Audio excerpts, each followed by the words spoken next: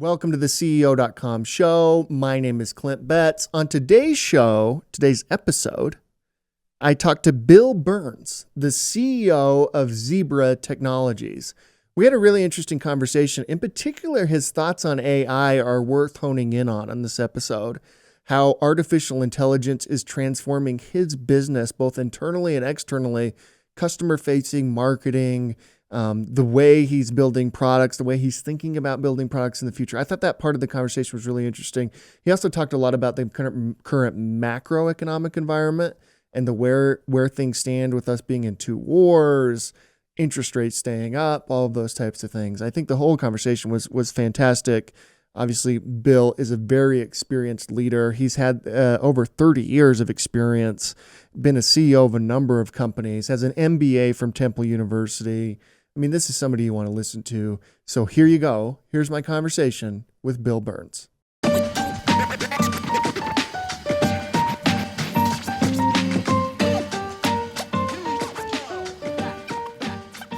Bill, thank you so much for coming on the show. It means a lot to have you on. I know you're super busy. Tell us about Zebra and how you became the CEO of this company.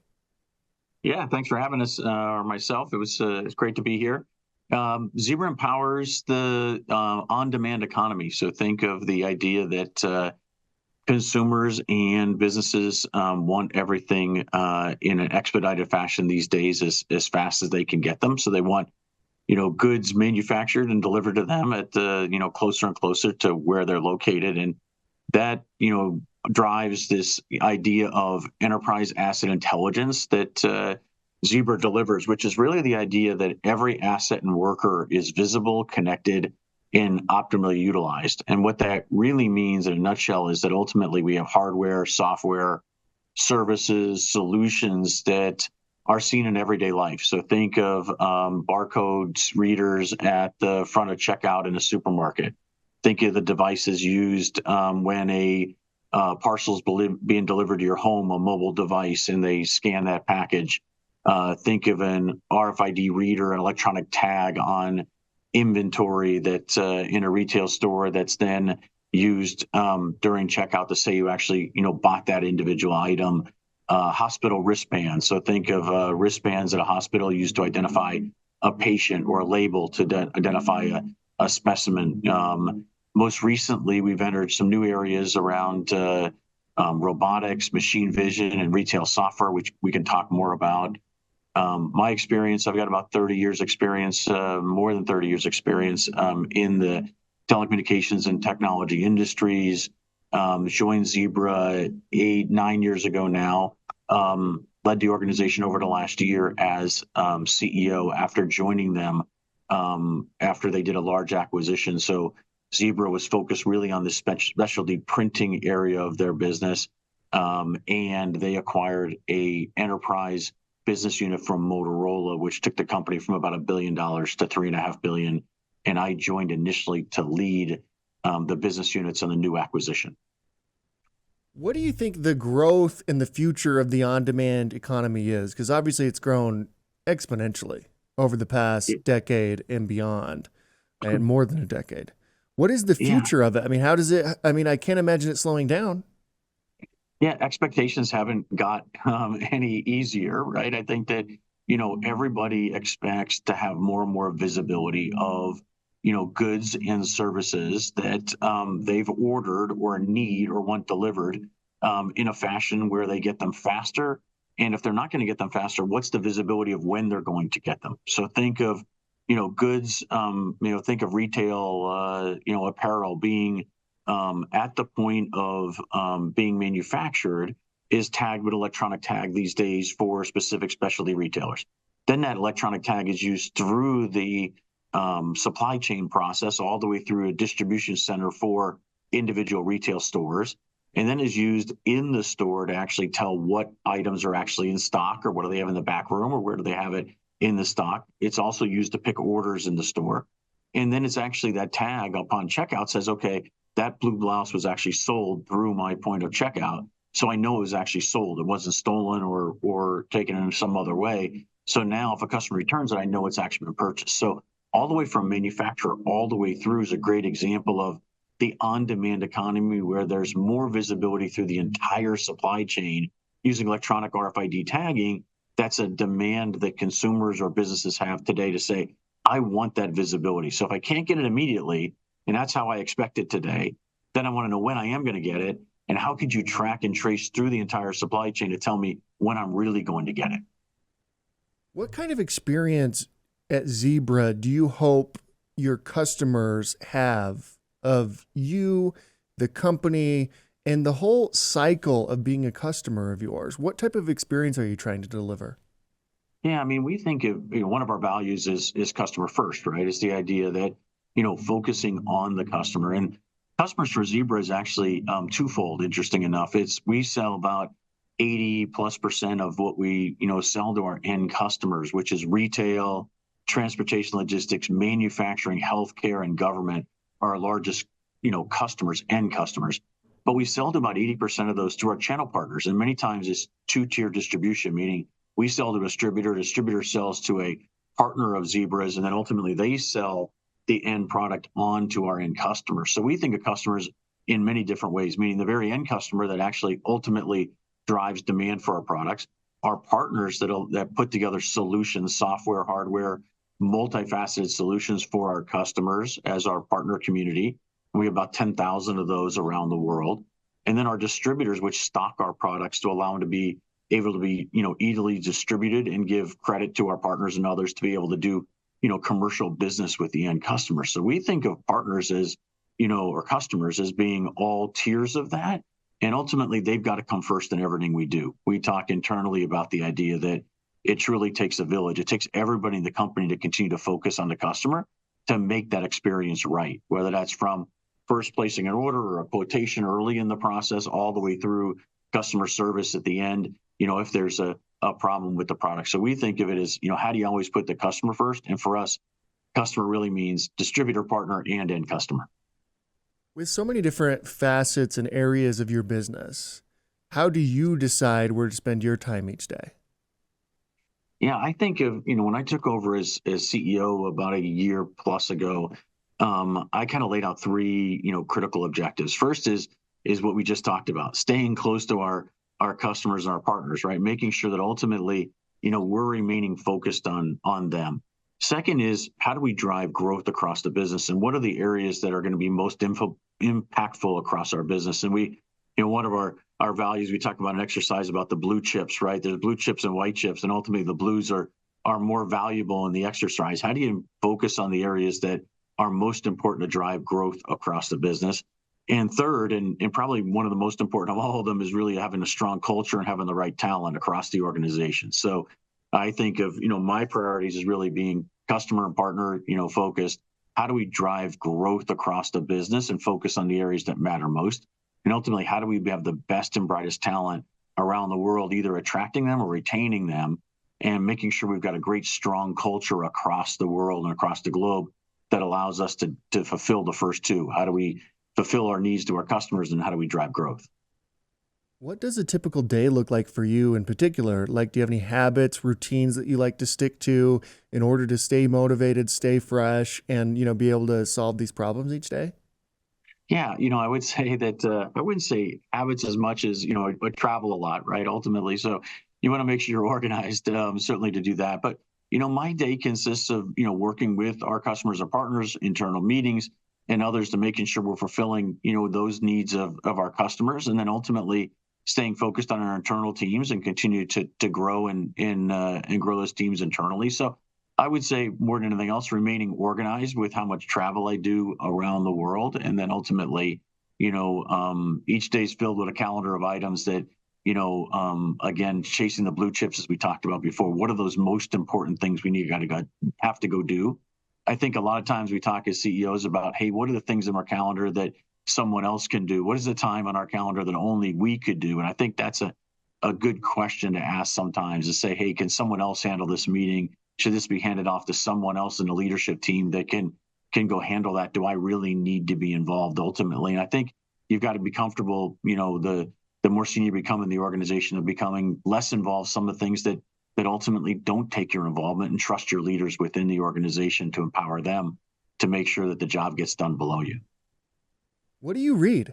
Do you have any reading recommendations for us? Yeah, I read, literally keep up in current events each and every day, right? I think it's important that whether it's, not just financials, right? It's what's happening around the world, especially in, the geopolitical challenges we're facing today, the wars across the world, and just what's happening, right? And I use multiple news sources these days.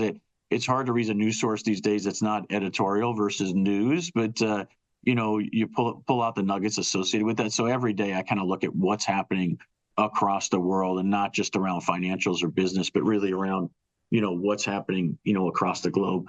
I've read a good book by McKinsey around, kind of CEO excellence over the last year or so. I thought that was a good book around, kind of 6 focus areas for CEOs, including everything from, how do you maintain strong, relationships with your board? How do you continue to drive the right things? How do you stay focused on the customer? So I think that, that's a good book, I think, for other CEOs. It was a lot of research done by McKinsey, about 200 CEOs ultimately, and saying, hey, what really drives, excellence across, in a CEO role, and what's the most important things that CEOs are going to focus on. But I'd say each and every day, it's really keeping up on current events, and really, whether it's the New York Times or just, news feeds or others. I think it's important all of us pay attention to what's happening around the globe, big and small. Do you think that's a relatively new phenomenon, this idea that CEOs and leaders of companies have to focus on and learn and understand more about what's happening in the world than maybe 20 years ago you had to focus particularly on your business, or you could kind of plug kind of tune all that stuff out and plug in directly to what you're doing as a leader, and directly into what your company is doing. But it seems like those days are over, if they ever existed, and CEOs are now required to know about what's happening in the world.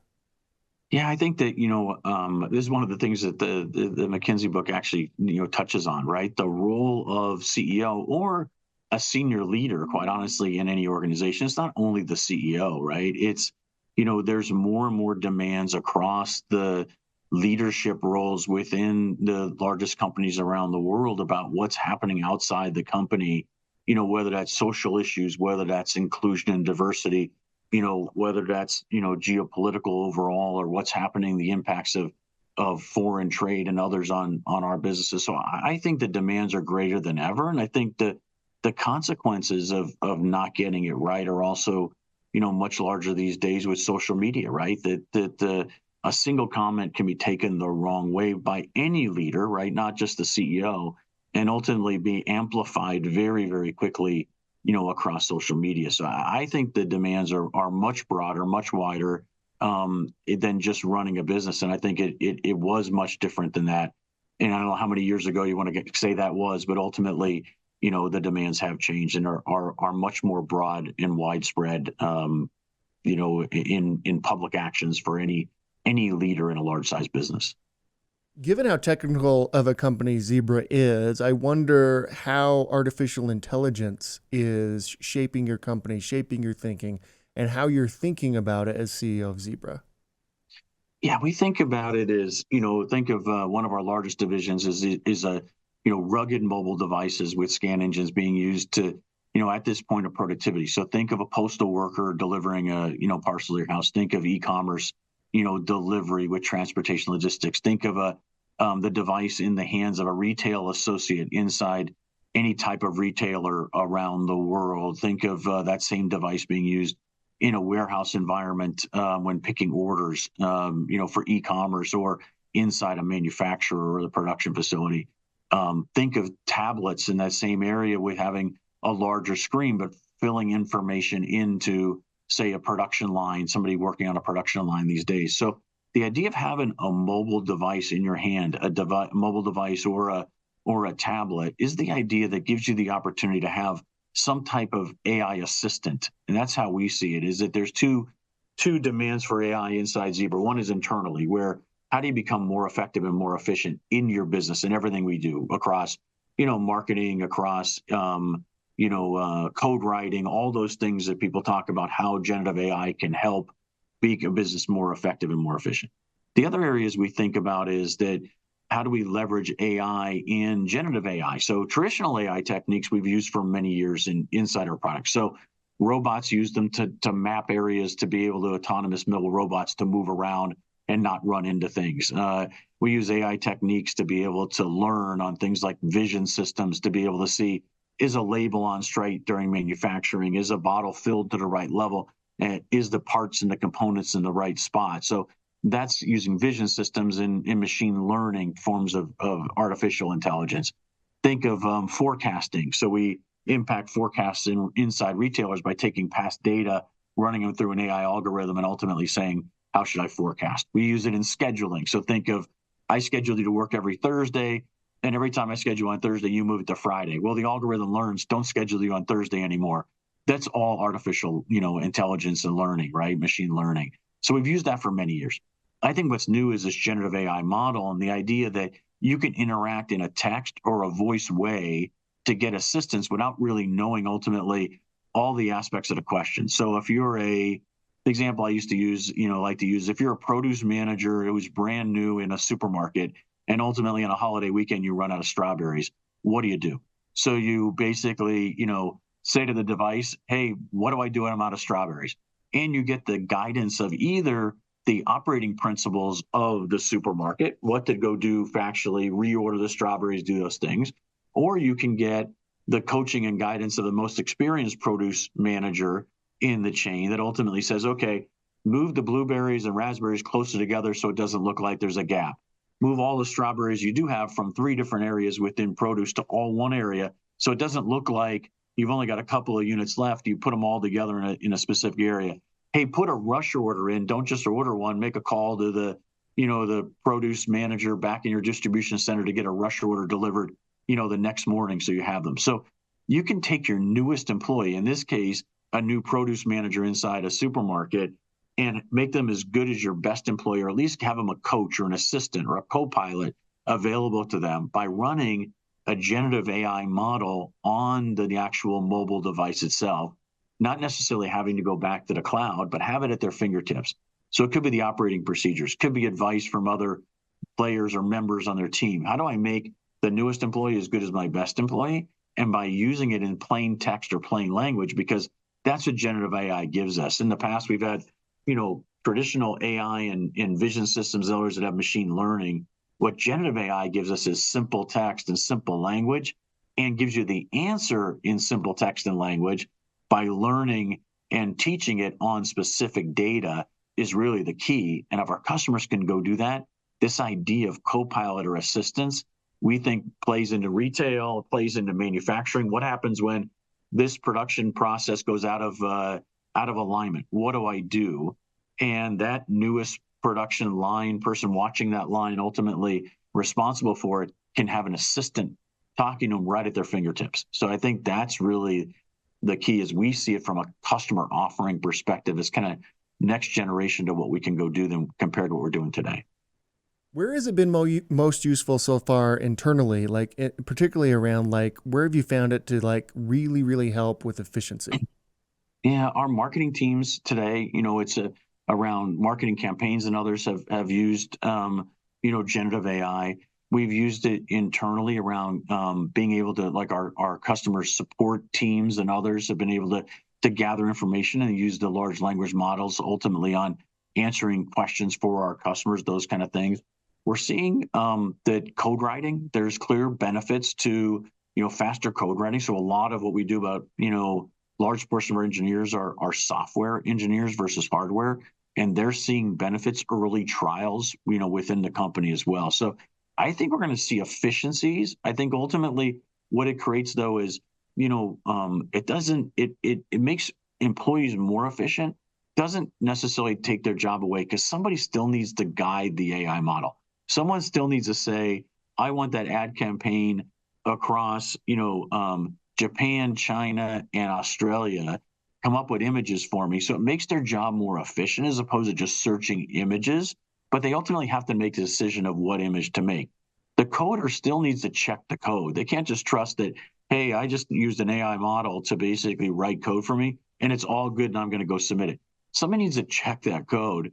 So it makes them more efficient for mundane kinds of tasks.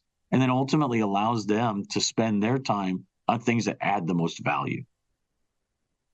How have you been thinking about this whole work from home hybrid or all, everybody in the office debate? How have you handled that at Zebra? Yeah, so I mean, I would say we're office centric, but we're in a hybrid environment or hybrid work environment, meaning that we've got to encourage our employees to come to work, into our offices on a regular basis. Typically 3 days a week, we like to see them in the office. Depending on the location, you see more or less of that, but about 3 days, everywhere is what we've said to employees we'd like to see, really around communication, collaboration, teams getting together across the business to continue to drive things like innovation across our business. And it's really worked. I think that, people have always had a lot of flexibility at Zebra to, work from home when they needed to, or, head out early because they've got someone coming to the house for a meeting or others, or, they've got late night calls with, Asia, because we're truly a global company. So they've always had the flexibility. I think we've made it more explicit now in a hybrid environment. We have some remote employees too, where we've decided that certain roles could be remote. They don't have to be in the same offices as the rest of our teams, but we typically are more office centric, meaning people live within proximity of the office. We encourage them to come in 3 times a week. Other times where it's okay to work from home or from the office, they make the choice, depending on the teams and what's happening and how much collaboration they need. Some, employees are in 5 days a week. Other ones are in, 3 days a week. Others are fully remote. So I would say office-centric hybrid approach is what we've really taken. And I think it's worked. It's given employees the flexibility they need, allowed us to hire the right talent if they don't have to be in a specific location. So we can hire someone who's remote. But we make a choice on each job requisition. We hire somebody new, say, where does that job need to be? And do we need to be more collaboration, less collaboration? Can it be done kind of on their own? And we make a conscious decision around that. How do you define culture? Boy, we we got to think of culture as being a critical aspect to success of any business, including ours, and that's been a really important piece of our business. We brought two businesses together. The Zebra billion-dollar specialty printing business bought a $2.5 billion business unit from Motorola, so it became a $3.5 billion organization, in November of 2014. And we believe we need to bring two cultures together kind of as one Zebra, or the Zebra Nation. And we went through a whole cultural training across the organization of what that ultimately means. We put in place a vision statement of values, underneath that. Most recently, so that's 8 years ago now, 9 years ago. So now, most recently, we've refreshed our values, and we've put in place a new purpose statement, because we see those as being explicit, ways to describe to our employees what really, Zebra is all about, what we go deliver to our customers. So our purpose statement, then our vision statement we talked about before, what does Zebra really do? And then ultimately our values of how we go do it. But we see a strong culture around the world at Zebra, really, where employees truly care about each other, care about, what you did on the weekend and what's happening across your family. And we see that as an important element to our success ultimately. What is Zebra's purpose statement?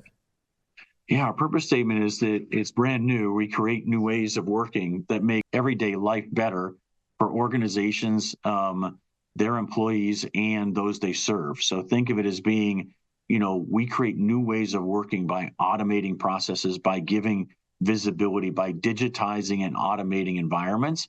And that ultimately allows to make everyday life better for, organizations that, ultimately we sell to their individual employees, because they're using our physical mobile devices, scanners, printers in their work, and those they serve their customers. So think of Zebra as digitizing and automating these environments, right? If I can give everything a digital voice, if I can give a forklift a digital voice, if I can give a pallet of goods a digital voice, if I can individual blue blouse a digital voice, if you can read a barcode or read an electronic tag and know where that asset is, or that it's in a specific area, or ultimately a tool where it is when I need to go use it, or an IV pump in a hospital, or that I got the right patient. If I can identify things, digitize, give it a digital voice, then I can automate those processes. I can tell the forklift what's the next best move to go pick out freight.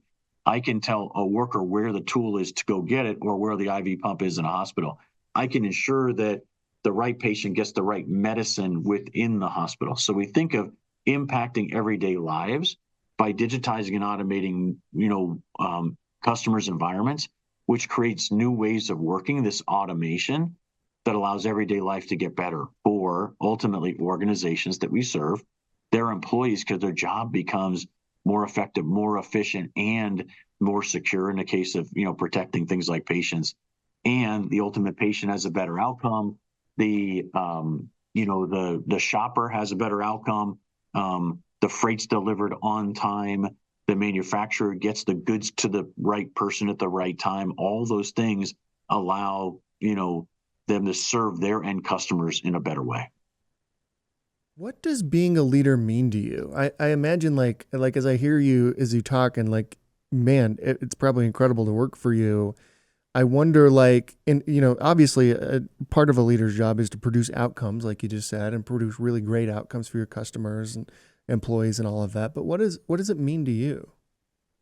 I think that leadership ultimately means that we've got to be looking at ourselves each and every day, right, and saying, hey, are we doing the right things across the business, right? There's ultimately we've got our customers that we need to focus on. We've got our employees that have a great experience working for Zebra to deliver for those customers, and then we've got our shareholders. So kind of the three legs of the stool ultimately interconnected. And as a leader, I think you've got to balance all of those as a leadership team, not just me, but my leadership team, and then the level leaders below them, and cascading throughout the whole organization, and saying, ultimately, what do we need to do to best serve our customers, drive the growth of Zebra? And if we do that, that creates opportunities for our employees. If we're growing, if we're serving our customers in the right way, if we have the right products and solutions that our customers want to buy, our employees will be rewarded as well. We'll hire new employees, they'll grow their careers, they'll get paid bonuses, and the stock will go up. All those things are rewards to our employees. And then ultimately our customers, or our shareholders, get rewarded as well, because our financial results are better, our employees are more engaged serving our customers, and it kind of all ties together. So I think of the role of me or others as leaders is ultimately continue to stay focused on the customer, driving growth across the business, while at the same time maintaining a strong focus on, culture, talent, our employees, making sure they're engaged to go deliver on that, our brand promise ultimately to our end customers. And then ultimately our shareholders get rewarded through that. They see financial results and strong financial results for investing in Zebra. And I think that's important for them. So the three legs of school are all really important to focus on as me as a leader.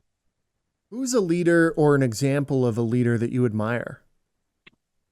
Boy, I think the thing I think of most is that I'm always impressed with people who start their own businesses, right? Someone who, ultimately when someone who's an entrepreneur starts their own business, a founder, and sells their business, everybody's like, wow, look how much they made on that business. But everybody forgets all the challenges they faced along the way, right? That early on in that business, they self-funded it, they took out a double mortgage, they didn't pay themselves a salary, their spouse went to out to work to pay the bills in the family. They gave themselves very little while they were trying to pay their employees along the way. They went through hardships where they thought at times they couldn't make payroll, or they're waiting for that next order, or all those things to take a small business or a founder business or a family-led business and make it into a larger business. That they're the folks that I always admire most. I love to hear those stories from folks that have started or founded a business. And actually, we look at things like Silicon Valley and venture funded businesses where someone's spending someone else's money. I'm not saying it's any easier, but it's not quite as risk taking as someone who says, I'm going to take a mortgage out of my house to go fund my business and grow it from nothing with my own dollars, and ultimately, make it a profitable, successful business. So I'm always admired with those folks. Oh yeah, that's a completely different level of entrepreneurship, right? I mean, venture capital is just like, hey, we didn't provide a return. Good luck on the Right. other companies. Like, hey, you don't succeed here, you lose your house. That's right. The Exactly. consequences are pretty different there. It's Yeah, that's pretty right. fascinating. The risk taking is much larger. Yeah, for sure. We talked about this at the beginning, but I wonder, what are your current thoughts on the current macroeconomic environment? The year we're in, obviously we're in an election year in the United States, but there's elections all across the country. We're in two wars at least. What is your current feeling about where we're at today? I would say, it's still a bit challenging, right? Ultimately, I think that, everyone was hoping for interest rates to come down, right? And inflation's been more stubborn than anybody just thought. I think that ultimately the challenges around the world, you described it two wars taking place, today in the Middle East and in Russia and Ukraine. I think that, ultimately the job market has remained strong, globally, which has been good. I think we've seen a shift from through COVID, a goods-based economy to really a service-based economy, meaning that I think that individuals and families are traveling more and spending money in those areas, but ultimately I think they're paying more for it because there's more demand for it. I think that they spent a lot of money on their homes and on goods during COVID, and now they're spending it on services, whether it's sports events or whether it's travel or others. But I think in an inflated, way. I think the economy will move back towards a balance between goods and services. I think interest rates have come down a bit, ultimately easing pressure on credit and others. And I think that, I think we're in the right path. I think ultimately we're probably not in for a hard recession at this point or others, but I think ultimately it's going to be a bit of I think there's a lot of comparisons happening from through COVID, after COVID, and then ultimately as things open back up. I think there was an expectation for certain markets, China is an example, to be stronger coming out of COVID. We haven't seen that. We're still seeing different kinds of compares because, supply wasn't available, then it is available, then it's not available again. I think people are still trying to find their way on what it really means after COVID here from an economic perspective and with all the challenges around the world. So I would say kind of mixed. I would say still challenging, but I think that moving in the right direction, I think from, most would say, in our business, we've seen some green shoots across the business. We saw really run up in revenue very high during COVID, kind of a reset to more normalized growth rates in 2023. And now we're seeing kind of green shoots of more opportunities moving forward, more of our customers, looking to buy our solutions from us. And I think we're seeing some positive signs. And I think that's driven by the macro environment behind us. Finally, by the way, I think that's spot on. I think your assessment there sounds probably the most reasonable of a lot that we're hearing right now. Finally, we end every interview the exact same way, and that is at CEO.com. We believe the chances one gives is just as important as the chances one takes. And I wonder, when you hear that, who gave you a chance to get you to where you are today? I think the first thing I think of is because we're going through this right now with our early careers and interns in program here at Zebra. But I spend time speaking to our interns, and I always tell them that to make the most of that environment, right? Ultimately, I think that the person who took the most risk on me and anyone as an individual in the workforce is probably your first job. And so I come back to internships and how do you make the most of internships and learning and leveraging those into your first opportunity, whether that's here at Zebra or someone else's or somewhere else, is what I always tell our interns. And then, so I think ultimately the biggest, risk or opportunity someone gives someone is quite honestly their first, job in a career, because really they've maybe been through an internship or two, along with being at college, but they don't have the skills the business is really looking for, and they've got a lot to learn. But boy, you see new grads come into a business and they, absorb lots of information very quickly. They're so eager to learn coming out of that environment. And I think giving them the opportunity both as interns and then new hires is a great way to continue to bring talent into the organization, into any organization. And I'm really, we're really focused on it here at Zebra. But I think that's probably the biggest risk I think of is I was, our opportunity I was given at Tell Labs was really, my first job opportunity, with them. And I think that's probably the case for most people. Bill, thank you so much for coming on. Congratulations on all your success. Seriously, what an honor to have you. Yeah, well, thanks for having me. It was great. It was great to spend the time together. Thank you.